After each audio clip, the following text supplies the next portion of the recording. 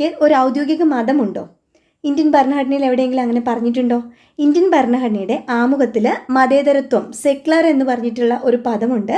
42ാം ഭേദഗതി പ്രകാരം 1976 42ാം ഭേദഗതി പ്രകാരമാണ് ഈ സെക്യുലർ എന്ന പദം ഇന്ത്യൻ ഭരണഘടനയുടെ ആമുഖത്തിൽ കൂട്ടിച്ചേർത്തത്. ഇന്ത്യക്ക് ഒരു ഔദ്യോഗിക മതമില്ല.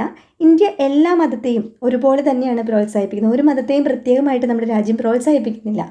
ഇന്ത്യൻ ഭരണഘടനയുടെ മൗലിക അവകാശങ്ങളിൽ ആർട്ടിക്കിൾ 25 മുതൽ 28 വരെ മതപരമായ സ്വാതന്ത്ര്യത്തെ പറ്റിയിട്ടാണ് പറയുന്നത്. ഓരോരുത്തർക്കും അവരവരുടേതായ മതത്തിൽ, അവർക്ക് ഇഷ്ടമുള്ള മതത്തിൽ വിശ്വസിക്കാനും ആ മതത്തിൻ്റെ ആചാരാനുഷ്ഠാനങ്ങൾ ഫോളോ ചെയ്യാനും അവനവന് ഇഷ്ടമുള്ള മതത്തെപ്പറ്റി പ്രചരണം നടത്താനും ഒക്കെയുള്ള അവകാശം 25 മുതൽ 28 വരെയുള്ള ആർട്ടിക്കിളുകളിൽ പറഞ്ഞു. മതത്തെപ്പറ്റി പറയുമ്പോൾ ലോകത്തിലെ രണ്ടാമത്തതും ഏഷ്യയിലെ ആദ്യത്തതുമായ സർവമത സമ്മേളനം നടന്നത് നമ്മുടെ കേരളത്തിലാണ്.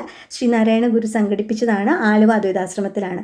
ഈ സർവമത സമ്മേളനം നടന്ന വർഷം അറിയാമെങ്കിൽ നിങ്ങളൊന്ന് ആൻസർ കമൻറ്റ് ചെയ്യണം.